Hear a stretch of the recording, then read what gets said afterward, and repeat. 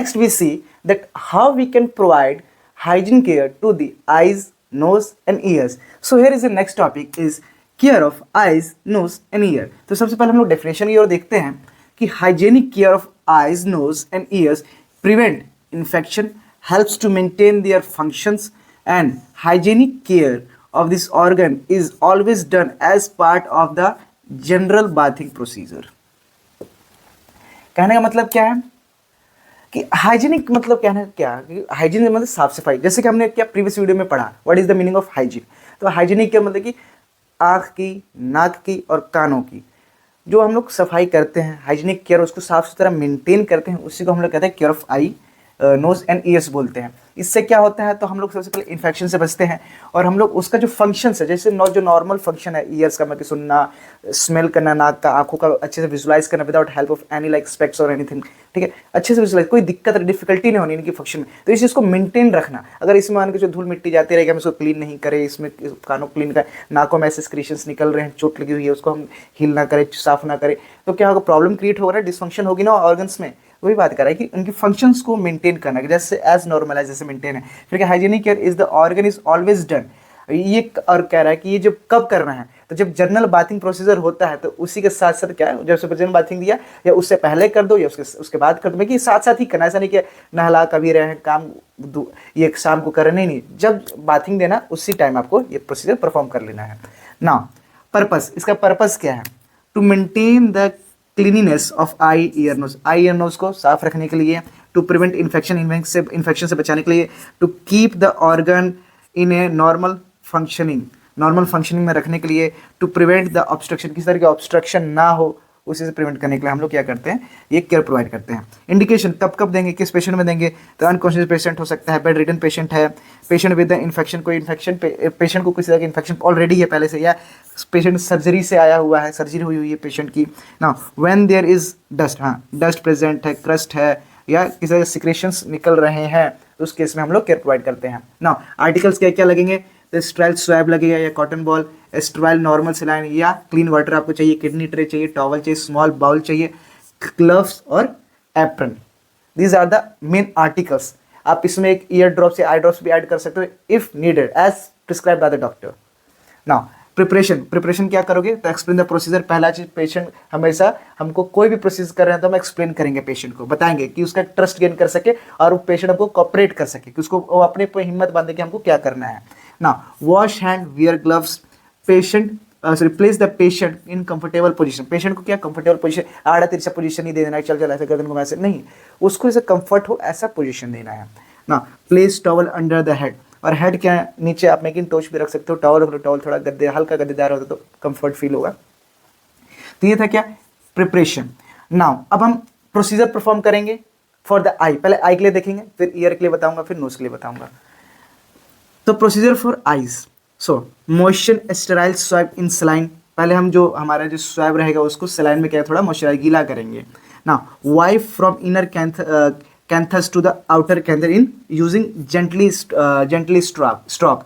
अब देखो जैसे मैंने पहले वीडियो में भी बताया हुआ है, ये क्या हमारा आई है, जिससे हम इस पूरे सुंदर आई हैं, जिससे हम लोग इस सुंदर वातावरण को, सुंदर दुनिया को, सृष्टि को देख रहे हैं. सृष्टि मतलब वर्ल्ड को भाई, दूसरा सृष्टि नहीं समझना.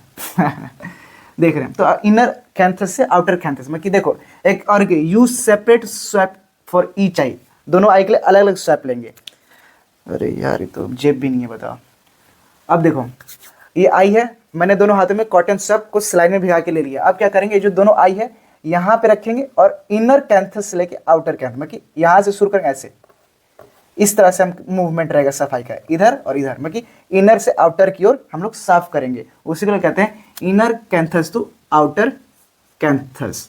आइए समझ में. और अलग अलग कॉटन स्वैब लेना है, इसके लिए अलग लेने की, इससे इसको सब किसी नहीं, अलग अलग कॉटन स्वैब लेना है. फिर क्या उसको ड्राई करना है. अगर आपको लगता है नीड, मान के जो पेशेंट में डिस्कम्फर्ट होने लगे, नहीं भाई काफ़ी आप मुझे अजीब फील हो रहा है, चाहे मुझे अच्छा नहीं लग रहा, आप थोड़ा इसको क्लीन ही कर दो, तो आपको क्लीन ड्राई कर देना है. फिर डिस्पोज द वेस्ट, जो भी वेस्ट होगा कॉटन स्वैब, जो भी आपका वेस्ट है उसको डिस्पोज करो and wash your hands. This is the procedure for the eye. अब हम लोग नोज और ईयर के लिए बात करते हैं. सो right on your books.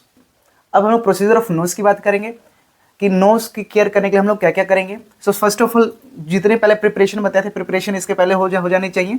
Next हम लोग प्रोसीजर में क्या परफॉर्म करेंगे, तो wrap moisten cotton swab around the applicator stick, stick रहेगी इसके यहाँ पे हमको क्या करना है, कॉटन स्वैब को लपेटना है मॉइस्चन कॉटन स्वैब, जो कि पहले से क्या है नॉर्मल सलाइन से भीगा हुआ है।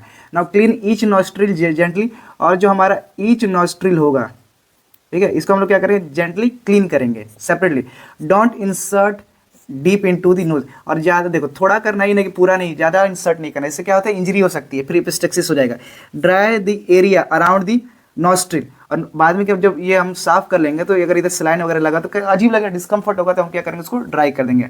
Not dispose the used material, जो भी हमने कॉटन स्वैब जो भी इस्तेमाल किया उसको क्या डिस्पोज करेंगे और हैंड वॉश कर लेंगे। ना प्रोसीजर फॉर ईयर, ईयर की केयर करने के लिए, उसको साफ करने के लिए, उसकी हाइजीन मेंटेन करने के लिए हम लोग क्या क्या प्रोसीजर स्टेप्स लेंगे। तो फर्स्ट ऑफ ऑल लाइक उसके हेड के अराउंड है ना, हम लोग मैकिंटोश वो टॉवल रख देंगे। Now clean the outer area and behind the area using the moisture cotton, जो हमारा cotton swab moisture cotton swab है इसका इस्तेमाल करके हम लोग क्या करेंगे, जो ये आउटर एरिया ये और इसके जस्ट बिहाइंड का एरिया होगा उसको हम लोग कह रहे हैं क्लीन करेंगे।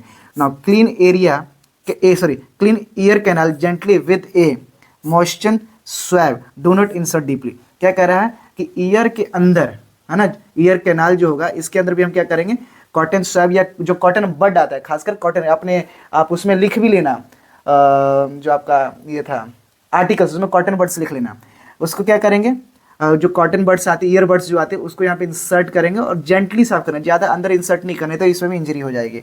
फिर ड्राई द ईयर जेंटली, फिर ईयर का अगर आसपास जैसे कि वाटर ज़्यादा सलाइन गिर गया है तो उसको हम क्या करेंगे, ड्राई करेंगे। और dispose the waste and wash your hands, hand को वॉश करेंगे। अब इतना सारा प्रोसीजर करने के बाद हम आफ्टर केयर में कि ये सब करने के बाद हमको बाद में क्या केयर प्रोवाइड करना है, सबसे पहले इंस्टिल मेडिकेशन, भाई अगर कोई भी मेडिकेशन लाइक ईयर ड्रॉप या आई ड्रॉप अगर ऑर्डर है या आपको डालना है तो आपको एडमिनिस्टर करना पड़ेगा। Now remove Macintosh and towel under the head, जो आपने हेड के अंडर मैकिंटोश और टॉवल रखा था उसको हटाओ। Now adjust the patient in comfortable position, patient जैसे कि आपने उसको कोई पोजीशन दी थी कि ऐसे आप करके रखो, तो उसको बाद में जब आपका काम हो जाएगा तो आपको क्या करना है कि नॉर्मल पोजीशन उसको प्रोवाइड करनी है, कंफर्टेबल पोजीशन प्रोवाइड करनी है। ना replace the articles to the utility room में जहाँ पे साफ सफाई होगी वहाँ पे क्या करना है कि जो भी आर्टिकल्स वहाँ पे सेंड करने के वापस से वो स्ट्रल होकर हमारे पास है। वॉश हैंड थोरली, हैंड को फिर से वॉश करना है। Record and report the procedure in the nurses record, जो भी आपने इसमें देखा, मान के चलो किसी तरह का सिक्रेशन है या किस तरह के कचरा जो भी मैं की जो गंदगी निकली है ना, या कुछ स्मेल्स वगैरह आ रहे हैं या अनवांटेड सिक्रेशन है, वाइटेड सिक्रेशन ईयर से हो रहा है, तो ये सारी जो चीज़ें आप नोटिस करोगे आप यहाँ क्या करोगे, नर्सरी रिकॉर्ड्स में उसको मेंशन करोगे। तो आपको ये समझ में आ गया होगा।